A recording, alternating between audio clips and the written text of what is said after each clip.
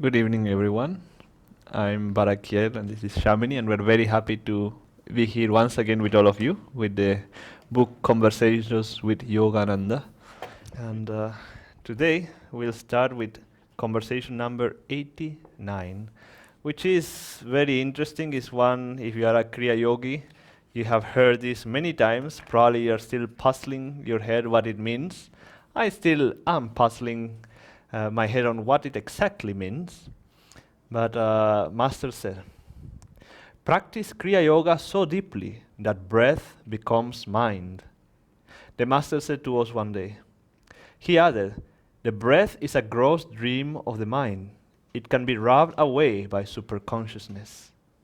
True Kriya practice takes place in the deep spine, the Sushumna. Now, maybe you have not heard that before, that until breath becomes mind, but if you have followed Yogananda a little bit, you will know that that's something very often quoted. And then he says, the breath is a gross dream of the mind. It can be rubbed away by superconsciousness. Now, that is very interesting. A dream of the mind. That is the breath a product of our mind? That we create the breath?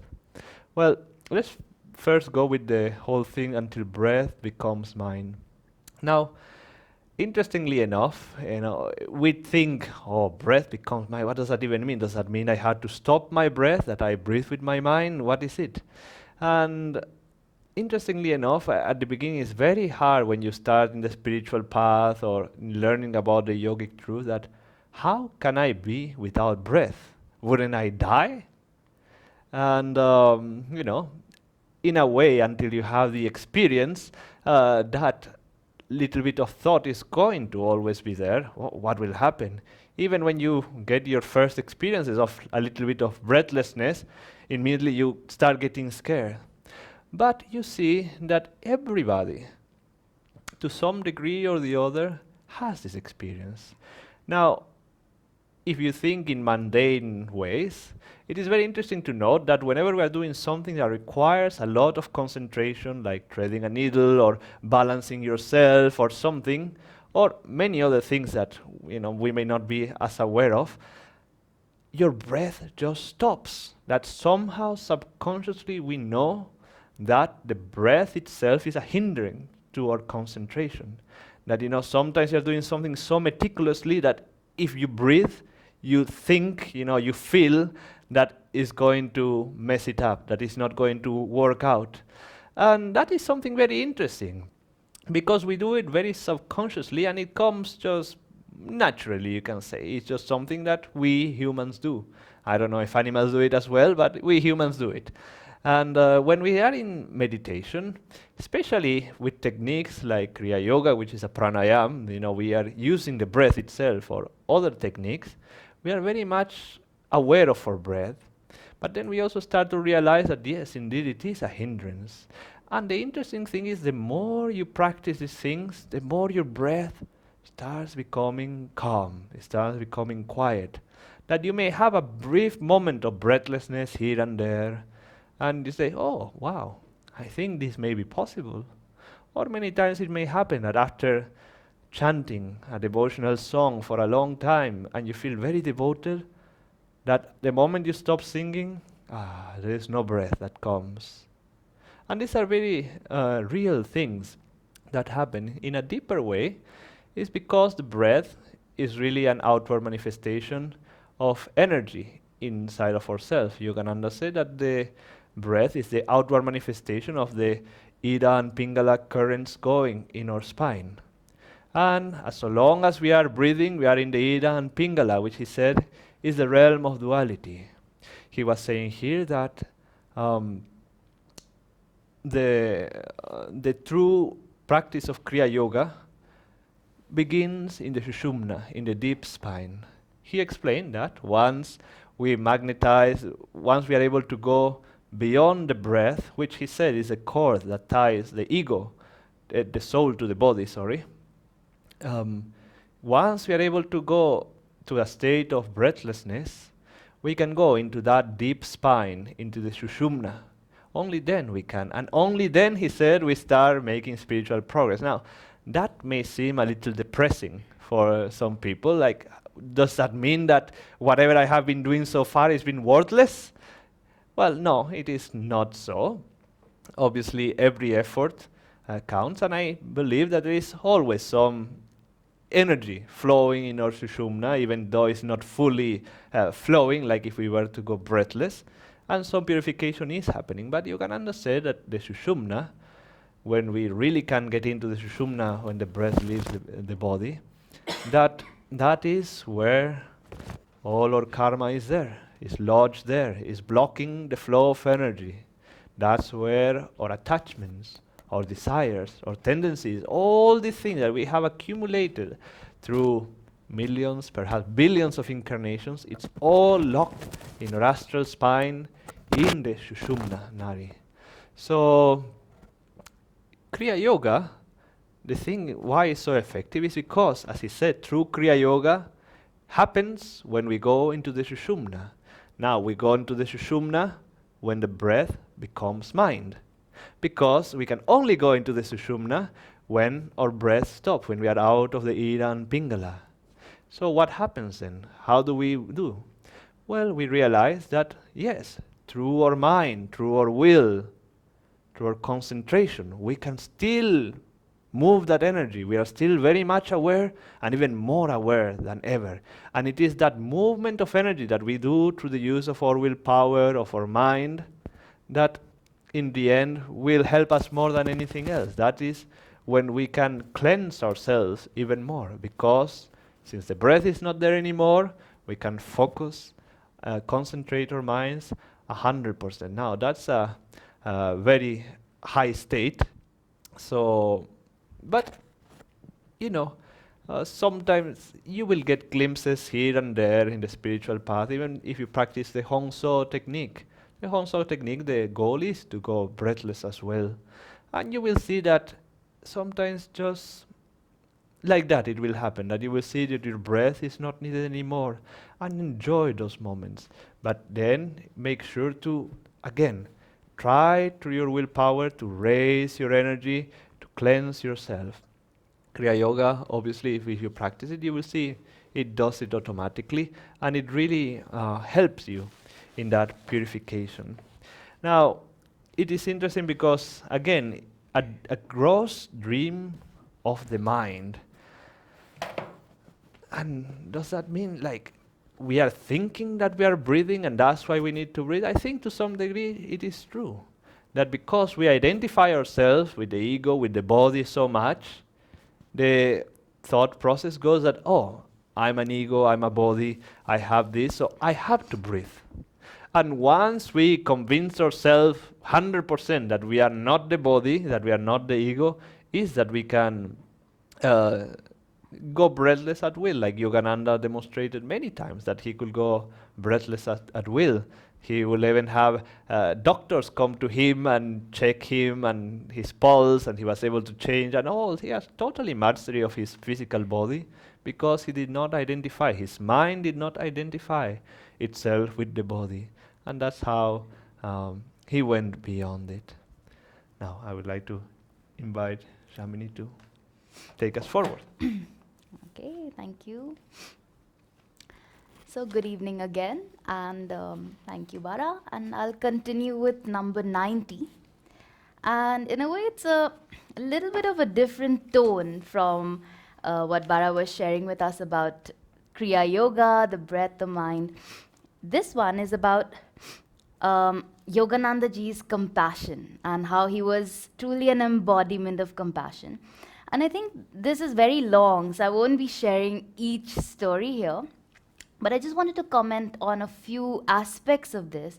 And also, I feel like this particular subject is something that we should keep in mind as devotees, if not every single day. Just remind ourselves over and over again. So essentially, it shares about different disciples who strayed from the path, from whichever path they were on, or from Master's path, and how always, whenever they came back, if they did, they always found compassion in the master. They never found judgment or somebody denying them because they had strayed. And so, some beautiful stories, such as, for example, there's Norman. And Swamiji writes here that Norman, after leaving, he left Master. He came back to Master crying. And he said, "Why did I ever leave this place? Wasn't it a. And so Master said to him, "Wasn't it a paradise?" And Norman replied, "You bet it was," and wept so long that I wept with him. If only he had listened before getting burned. So, isn't that so sweet that the master, when the disciple who left, no matter how much master might have convinced him, don't go, don't leave, when he came back, all he did was weep with him for how much he had suffered. And we know stories of that.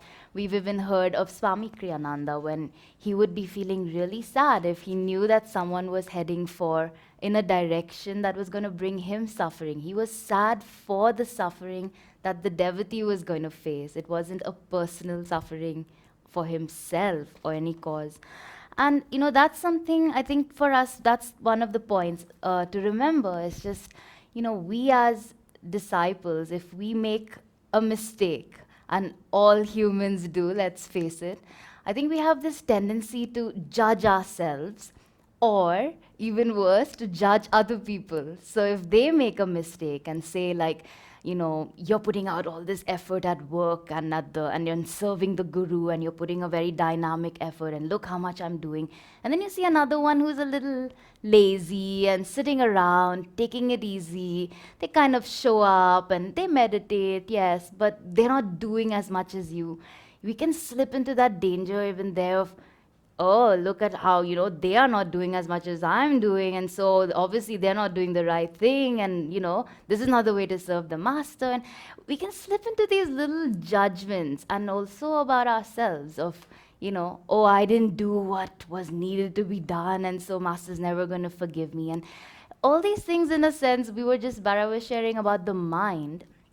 And the mind is very tricky, isn't it? Because it's also a factor that can really catch us and put us into these little traps of, oh, now the master must be disappointed, or, oh, that person is not doing as well.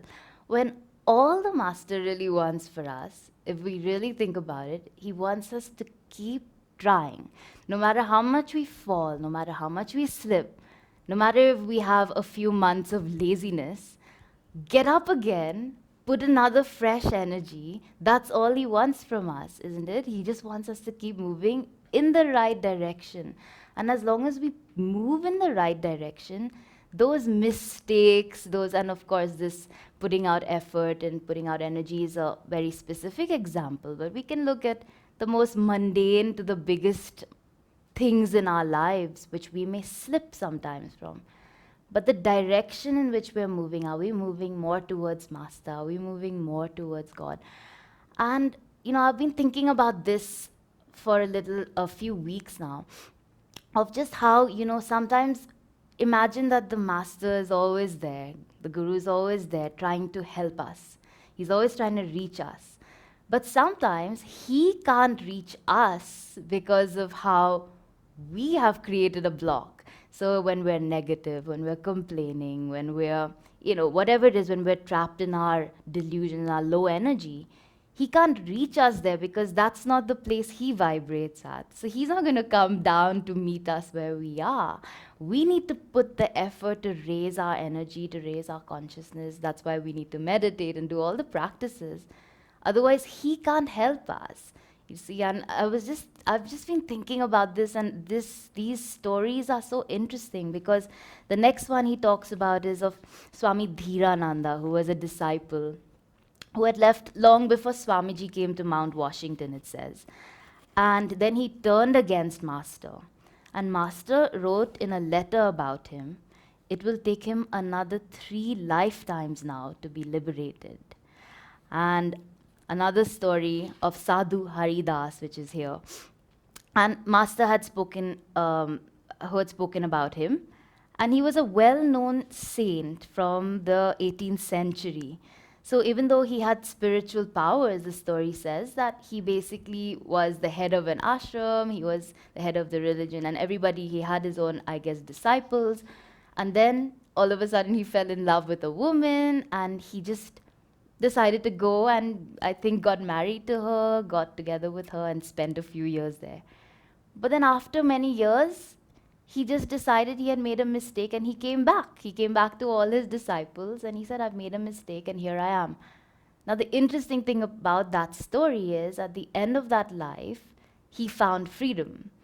And so, again, these stories are so interesting because when it comes to master, he can see 3 more lifetimes for you to go. To another disciple, he said, if you leave now, it will take you 200, I think, incarnations to come back to the place you are right now. And so when you hear those stories, I think it can be a little scary, but that's good for us to contemplate, I think, again and again. It's good for us sometimes to be scared because when the master knows where we need to go, he knows how much we have left, how much of the journey is to go. And how do we know whether, this is our last lifetime and whether we have this little bit of karma left that, like Sadhu Haridas, that was a very strange karma for someone whose last life that was. But how do we know what that last thing is that we need to go through as long as we choose the right direction in the end, as long as we come back to the Guru, as long as we allow him constantly to come into our thoughts, come into our every part of our being, not try to, just keep some part of ourselves hidden and have these secret desires going on. Remember when Swami Kriyananda was new on the path, and one of the things that Master said to him was, I know every thought you think. And Swamiji said that for most people, that would be a little bit overbearing or a little bit too much to handle. But what did he say? He said, I was so happy that now finally there was somebody who could just help me, who could come in. And he wanted Master to come in, to change his thoughts, to help him in his process. And I think that's also a very important example for us to meditate on. When those difficult times come, when the mind becomes caught up in whatever delusions, judging, situations that are difficult, karmas, do we close off or are we able to allow Master to enter in and share that experience with him and say, help me in this situation, I can't do this on my own. And I think that step that Swamiji had in the early part of his discipleship of allowing Master to come, and just embracing, you can read all my thoughts, wonderful. I think that's a huge step in our discipleship also, to even be willing to share every single thing, because we all know how much is in there, how many little things that we don't want maybe many people to know. But when we have the Guru who's there, ready to help us, ready to listen to us, to go through that situation with us, what better blessing, what better friendship than that? And I wanted to end on this, that we have some of our senior acharyas, and now some of them are crossing 50 years in Ananda and on the spiritual path. And so some of them have been coming to India and giving lectures over the last months. And in our introduction of them, it goes, and so Anaya Swami has spent over 50 years on the spiritual path. And so many of us in the audience will start clapping. And the amusing thing was, for some of these Naya Swamis, it was like they were kind of confused, like, okay, and so what else would I do with what else would I have done with my life is where they're coming from. And so they take it in a light way. But for some of us, looking at them, spending 50 years on the spiritual path, dedicating your life, dedicating every single thought, every single moment, when the difficult times come, no, Master, I'm still with you. When the difficult tests, the difficult people, whatever it is, when those situations come, to keep making that conscious decision. And I think some people have it easy. They come on the path and, yes, this is what I'm going to do with my life. There's no two ways about it. But for some of us, that may not have been the case even when we first came. It may have been, many past tendencies pulling us, trying to catch us. And we had to make that effort very strongly to try to make that discipleship, to start that discipleship and start that strongly.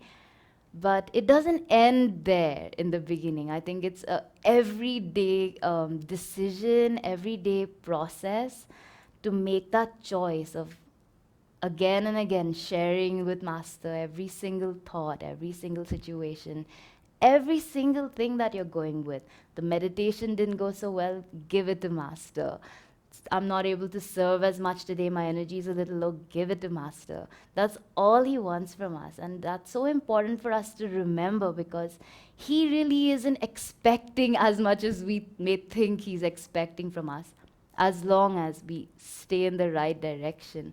And these stories are so beautiful because, one, they give us a bigger perspective of devotees who slipped and when karmic tests came, but also they give so much hope of Master's compassion. He wept with the devotee. He didn't judge them and say, no, you made a mistake, come back after 200 lifetimes. He wept with them. He knew what they were going through. And I just want to end with sharing what Master said. In the end, it says, the Master was a spiritual doctor. His one aim was to heal suffering. Once, after he scolded a disciple, the young man asked, but you will forgive me, won't you? And the Master's reply, accompanied by an astonished look, was, what else can I do? And so he's not going to ever push us aside, judge us. The only thing we need to do is be creative in the way we keep our relationship with him going forward, going stronger and stronger every day. And make a secret way that you do that. Make a little way that you can make that commitment stronger. Chanting, affirmation, we have our meditation practices, even tithing. This is something that recently I was thinking, that concept of 10% of my income is for the guru. Even that is a way to form that deeper connection with him. That's all it is. It's including him in the good. Oh, I got some money. Here's 10% of it or more. That would be even better. That's just a beautiful way of cultivating that friendship, keeping it even in the good times. And then, oh my God, Master, this person said this to me, or that happened, or this situation, or I failed, or I was mean, even the bad times. But yet, he's ever the same for us, and he has been for so many lives. So that's a beautiful thing to keep with us in our hearts. Thank you all for joining us. Thank you all for joining. And have a good evening and a good night.